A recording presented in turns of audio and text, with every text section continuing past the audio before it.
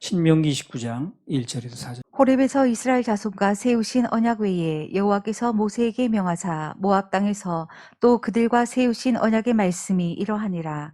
모세가 온 이스라엘을 소집하고 그들에게 이르되 여호와께서 애굽 땅에서 너희 목전에 바로와 그 모든 신하와 그 온 땅에 행하신 모든 일을 너희가 보았나니 곧 그 큰 시험과 이적과 큰 기사를 내가 목도하였느니라.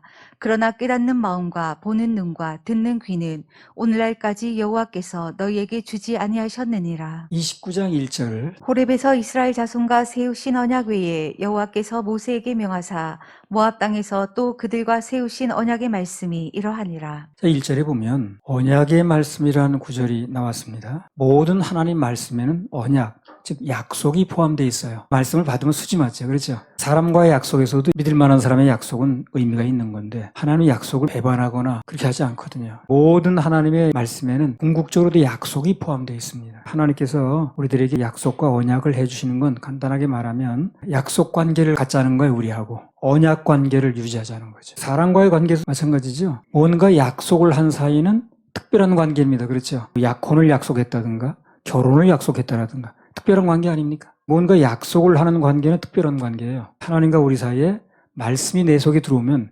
약속을 주고받는, 서로 약속을 하는 그런 관계가 되는 겁니다. 말씀을 받으면 수지만 하는 거예요.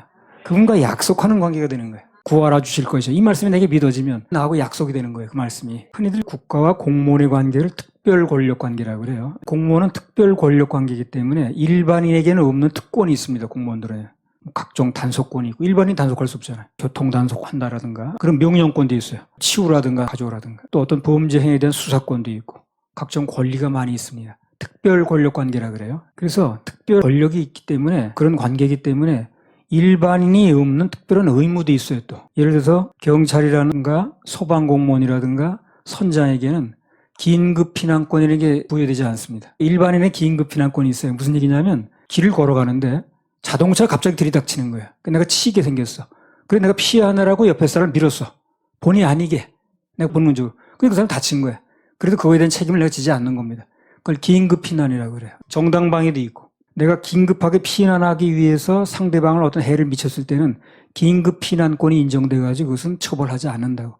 근데 경찰이나 소방공무원이나 이 선장 같은 데 그게 안 되는 거예요. 긴급 피난이 되지 않아요. 어떤 위험이 닥쳐도 그걸 감수해야 됩니다. 그래서 우리는 하나님과 언약을 한 특별 관계이기 때문에 특권도 물론 있습니다. 기도하면 응답받고 그분으로부터 위로받고 공급받고 구원받으면 천국 가고. 근데 반면에 그분께서 세상의 사람에게 없는 또 의무도 요구하십니다. 예배를 드려라. 세상과 분리를 해라. 11조 물질을 심어라. 이건 세상에 요구하는 게 아니거든. 특별한 또 요구도 하신다고요. 주고받는 관계죠. 근데요, 사실 내가 지금까지 지내보니까 내가 드리는 거 그에 비해서 받는 건 엄청 많더라고. 조금 내가 드리는 게 있다 할지라도 헌신하고 충성하는 게 있다 할지라도 세상은 감히 생각할 수도 없는, 받을 수도 없는 그런 특별한 은혜를 우리가 받는 거예요. 예를 들면 천국 소망, 세상에 갔습니까? 그런 거? 못 갔습니다. 환경과 관계없는 평안, 더 해주시는 복 이런 걸 우리 받잖아요. 세상의 행복이라든가 이런 건 다 환경하고 연결이 돼요. 환경이 좋으면 행복해. 근데 환경이 나쁘고 가다 넘어졌다라든가 병이 걸렸다라든가 그러면 행복하지 않죠. 그런데 예수 믿는 사람에게 주어진 행복은 환경과 관계가 없어요. 그 보험사에 감사해 그래요. 보험사에. 어떤 환경이 벌어져도 그분의 위로가 있고 새 힘을 주시고 천국 소망이 있고 늘 감사가 넘치는 겁니다. 어떤 삶이 좋겠어요? 예수를 믿지 않는다는 건 엄청 손해보고 사는 거예요. 몰라서 그렇지. 그래서 우리는 하나님과 보통 사이가 아니고 그런 약속을 주고받는 특별한 사이입니다. 그야말로 특별합니다. 약속을 주고받았으니까. 아무거나 약속을 합니까? 하나님과 우리 사이는 말씀 안에서 약속을 주고받는 사이라 특별한 사이입니다. 하나님과 나는 특별한 사이입니다. 특별한 사이입니다. 특별한 사이예요. 신명기 29장 2절에서 4절. 모세가 온 이스라엘을 소집하고 그들에게 이르되 여호와께서 애굽 땅에서 너희 목전에 바로와 그 모든 신하와 그 온 땅에 행하신 모든 일을 너희가 보았나니 곧 그 큰 시험과 이적과 큰 기사를 내가 목도하였느니라. 그러나 깨닫는 마음과 보는 눈과 듣는 귀는 오늘날까지 여호와께서 너희에게 주지 아니하셨느니라. 신명기 29장 4절. 그러나 깨닫는 마음과 보는 눈과 듣는 귀는 오늘날까지 여호와께서 너희에게 주지 아니하셨느니라. 깨닫는 마음, 보는 눈, 듣는 귀가 없어서 그런 거예요. 근데 깨닫는 마음과 보는 눈과 듣는 귀가 다 하나님으로부터 오는 겁니다, 그게. 우리가 노력해서 얻는 게 아니에요, 그게. 세상 지식은 학원 가서 배우고 계산해서 나오는지 모르지만 하나님에 대한 건 마음을 열고 듣다 보면 하나님이 깨닫게 해주시는 거예요. 깨닫는 마음과 보는 눈과 듣는 귀가 없으니까 그 값진 걸 모르더라고요, 사람들이. 은혜를 못 받았으니까 안 보이고 안 들렸던 거죠. 사도행전 9장 17절에 20절. 아나니아가 떠나 그 집에 들어가서 그에게 안수하여 가로되 형제 사울아 주 곧 내가 오는 길에서 나타나시던 예수께서 나를 보내어 너로 다시 보게 하시고 성령으로 충만하게 하신다 하니 즉시 사울의 눈에서 비늘 같은 것이 벗어져 다시 보게 된지라. 일어나 침례를 받고 음식을 먹음에 강건하여 지니라.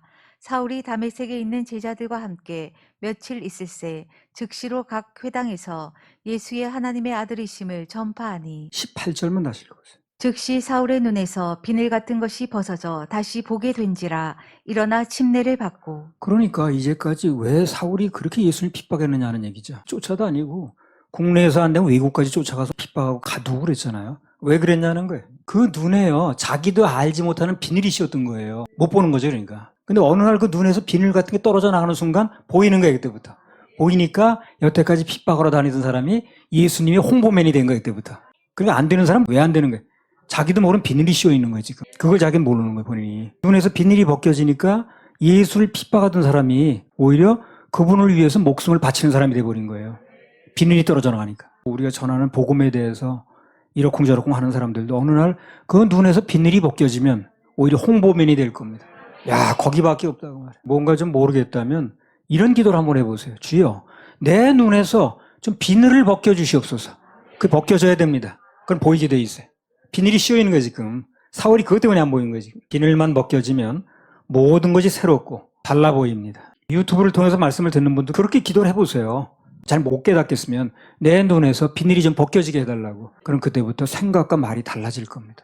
그런 의미에서 누군가 복음이 들려지고 깨달아졌다면 그건 전적인 하나님의 은혜입니다. 비늘을 벗겨주신 거예요, 그 사람에게. 그게 보인 겁니다. 하나님께서 은혜를 주시지 않았다면, 비늘이 벗겨지지 않았다면 여러분이나 나나 똑같은 얘기하고 있을 겁니다.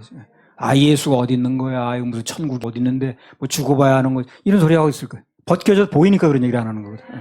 그래, 벗겨졌느냐 안 벗겨졌느냐 그 차이인 거예요.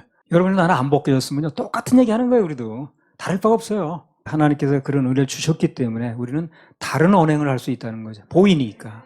안 보이는 사람은 안 보이는 사람 얘기를 하는 거거든요. 구원을 받는 것도 마찬가지입니다. 눈이 안 열린 사람은 이미 십자가상에서 예수님이 다 이뤄놓으신 건데 자기 힘으로 해보려고 하는 거예요. 선한 일을 해야 된다는 둥, 이런 일을 하면 안 된다는 둥, 이런 데서 거는 거예요. 내가 하고 안 하는 데다 구원을 거는 거예요. 그러니까 평생 가도 안 되는 거지. 어떻게 사람이 좋은 일만 하고 살 수 있나? 내 행위와 관계없이 예수님이 십자가에서 다 이뤄놓으신 구원의 선물을 내가 받으면 되는 거예요. 그게 선물이라고 그러잖아요. 그게 눈이 가려져서 이게 안 보이는 거예요, 그게. 그러니까 죽자 사자 자기가 뭘 해야 된다는 거예요. 또 안 해야 된다고 그러고. 모든 종교가 그렇게 하는 거 아니야? 세상에 자기가 모든 걸 잃어버리려고. 그래가지고 평생을 고통받고 도를 닦고 그게 되나 안 되지. 이미 해놓으신 걸 받아야 되는 건데. 그러나 하나님께서 은혜를 주셔서 오늘 비늘이 벗겨지고 복음이 귀에 들리게 되면, 믿어지게 되면 그때부터는 고생 끝 행복 시작입니다. 고생 끝 행복 시작.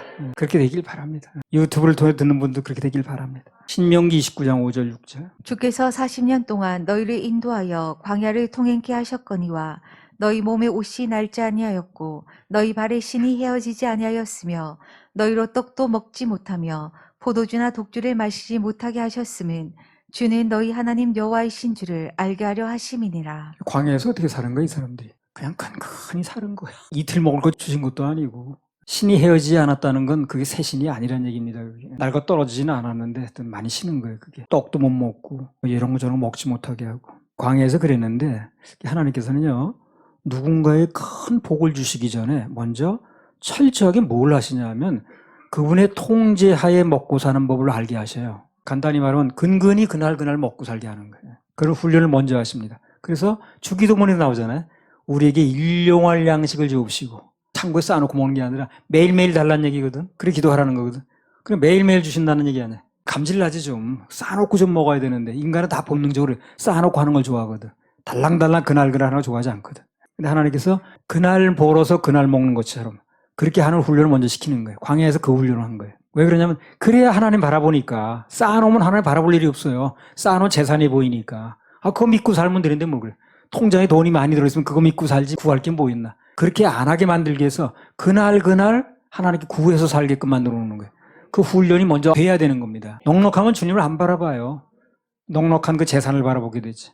돈 많은데 뭘 이렇게 안절부절할 게 뭐 있나. 근데 그런 훈련을 먼저 거치니까 돈이 생겨도 주님 바라보는 거예요, 이제는. 그래서 광야에서 그런 훈련을 거치게 하신 것은 오직 주님만 바라보게끔 하는 훈련이었습니다. 필요해서 했다고 말해요. 출애굽기 16장 16절에서 20절. 여호와께서 이같이 명하시기를 너희 각 사람의 식량대로 이것을 거둘지니 곧 너희 인수대로 매명에 한 오멜씩 취하되 각 사람이 그 장막에 있는 자들을 위하여 취할지니라 하셨느니라. 이스라엘 자손이 그같이 하였더니 그 거둔 것이 많기도 하고 적기도 하나 오멜로 되어 본즉 많이 거둔 자도 남음이 없고 적게 거둔 자도 부족함이 없이 각기 식량대로 거두었더라.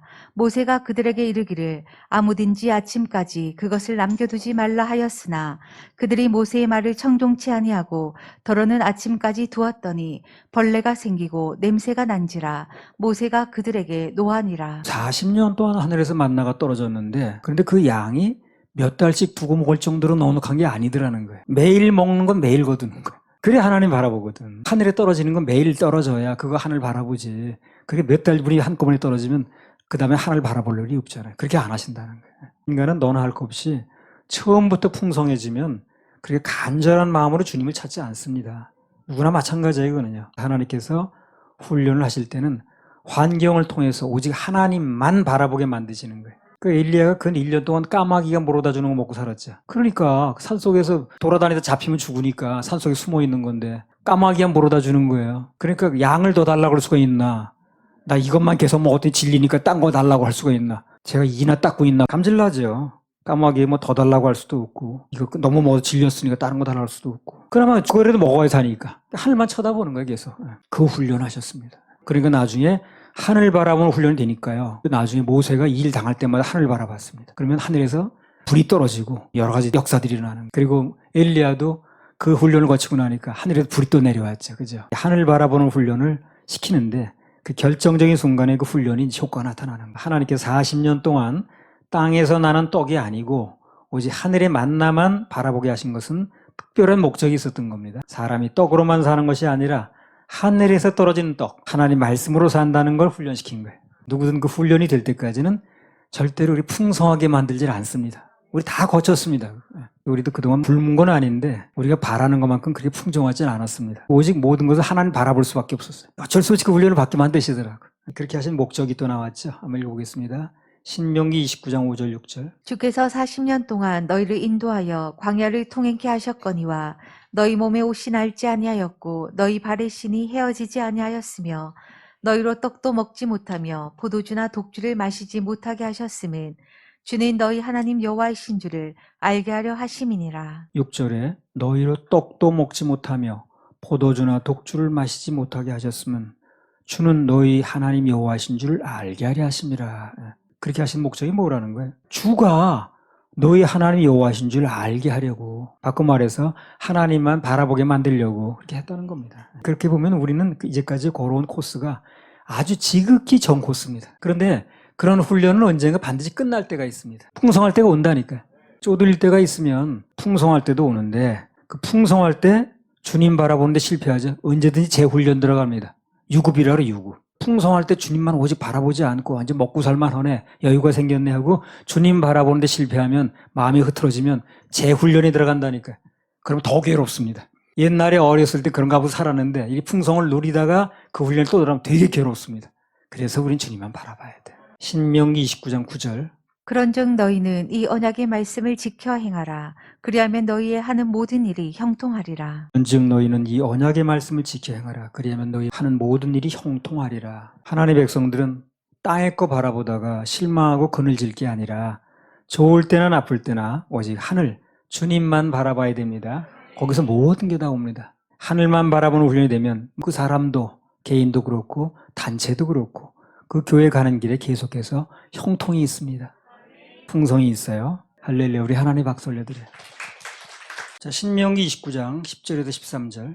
오늘날 너희 곧 너희 두령과 너희 지파와 너희 장로들과 너희 유사와 이스라엘 모든 남자와 너희 유아들과 너희 아내와 및 내 지인 중에 있는 객과 물은 너를 위하여 나무를 패는 자로부터 물 깃는 자까지 다 너희 하나님 여호와 앞에 선 것은 너희 하나님 여호와의 언약에 참여하며 또 너희 하나님 여호와께서 오늘날 내게 향하여 하시는 맹세에 참여하여 여호와께서 이왕에 내게 말씀하신 대로 또 내 열조 아브라함과 이삭과 야곱에게 맹세하신 대로 오늘날 너를 세워 자기 백성을 삼으시고 자기는 친히 내 하나님이 되시려 함이니라. 자, 여기 보면 이스라엘 무리 중에 있는 사람들 중에 여러 가지 역할이 나왔습니다.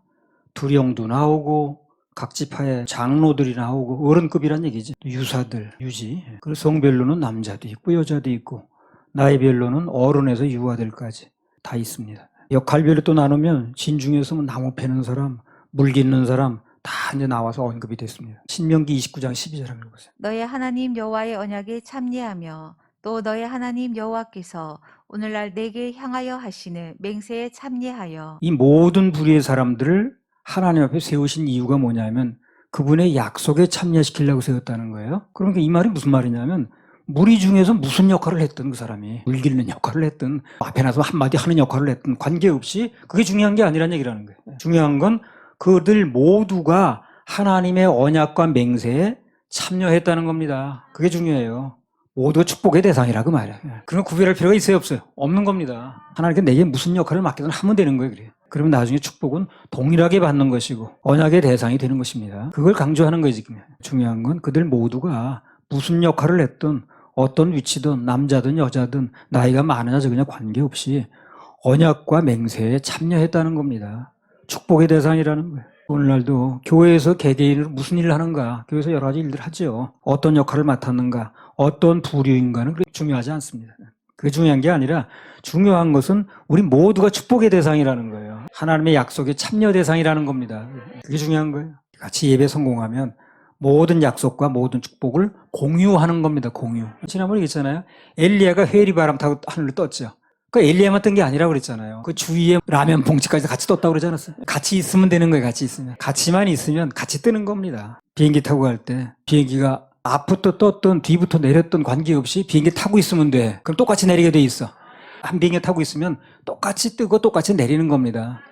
그러니까 중간에 내리지만 말아요. 예배 성공하면 모든 약속과 모든 축복을 공유합니다. 신명기 29장 13절. 여호와께서 이왕에 내게 말씀하신 대로 또 내 열조 아브라함과 이삭과 야곱에게 맹세하신 대로 오늘날 너를 세워 자기 백성을 삼으시고 자기는 친히 내 하나님이 되시려 함이니라. 그러니까 하나님과 뭔가 특별한 관계가 형성되려면 가장 중요한 게 그분의 약속을 받아야 됩니다. 약속이 있어야 특별 관계가 되는 거예요. 아니 나하고 누구 특별한 관계가 되려면 약속이 있어야지. 그 사람하고 나하고만 알고 약속이 있어야 되는 거예요.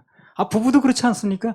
이 세상에 여자가 한두 사람이야. 남자가 한두 사람이야. 그러나 나와 결혼 상대에 특별한 약속이 있는 거 아니겠어요? 사람 사이에도 서로 간에 특별한 사이가 되려면 뭔가 약속을 하듯이 하나님께서는 누구든 일단 당신이 백성이 돼야 약속 관계가 되는 거예요. 언약 관계가 되는 거예요. 약속을 해주세요. 일단 하나님 백성이 돼야 천국의 약속도 받는 것이고 여러 가지 위로와 공급과 또 하나님의 치료의 은혜 이런 약속이 오는 겁니다. 이방인이나 불신자하고는 약속 같은 걸 한 적이 없어요. 성경에 보면 이방인에게는 특별한 약속을 해주신 게 없고 하나님의 백성부터 되라는 요구를 하셨어요. 요구. 우리는 예수님을 중심으로 받아들이는 순간 그분의 이제 백성이 되는 순간 천국의 약속을 먼저 받잖아요. 일단 구원부터 받아야지. 신명기 29장 14절 15절. 내가 이 언약과 맹세를 너희에게만 세우는 것이 아니라 오늘날 우리 하나님 여호와 앞에서 우리와 함께 여기 선 자와 오늘날 우리와 함께 여기 있지 아니한 자에게까지니. 하나님 백성들은 이미 누구나 다 내세, 금생에 수많은 약속들을 받았습니다. 방금 말씀에 나온 것처럼 약속은 당대뿐만이 아니고 여기 있지 않은 다음 세대까지 다 두고두고 이루어집니다. 좀 길게 볼 필요가 있어요. 길게. 우리 당대에 이루어지는 것도 많고 또 그렇지 않으면 우리 당대만 살고 마는 게 아니니까 후세가 있잖아요. 그들에게 다 연계가 되는 거예요. 이게. 그러니까 하나님 앞에 심는 건 30배, 60배, 100배입니다. 우리가 모여서 예배드리고 하나님께 영광 돌리는 것은 아직 태어나지 않은 세대까지 그 세대까지 영향을 미치는 거예요. 아주 크고 원대한 일입니다. 이게 간단한 게 아니에요. 지금 우리가 드리는 그 예배의 결과가 축복은 지금 사람 머리는 가늠하기 힘듭니다. 이게 얼마나 큰 역사 일어나는 거지. 그 축복의 여파는 아주 무궁무진합니다. 고린도전서 2장 9절. 기록된 바 하나님이 자기를 사랑하는 자들을 위하여 예비하신 모든 것은 눈으로 보지 못하고 귀로도 듣지 못하고 사람의 마음으로도 생각지 못하였다 함과 같으니라. 그래서 하나님께서 당신을 사랑하는 자들을 위해서 예비하신 모든 것은 인간의 눈으로 본 적도 없어. 귀로도 들은 적도 없어. 또 마음으로 생각지도 못했다는 게 그만큼 크다는 겁니다. 앞으로 이제 천국 가보면요. 야, 이런 데가 있었구나. 참 상상 초월이구나 이거. 갚아주시는 것도 무한됩니다. 할렐루야, 우리 하나님 박수 올려드립니다.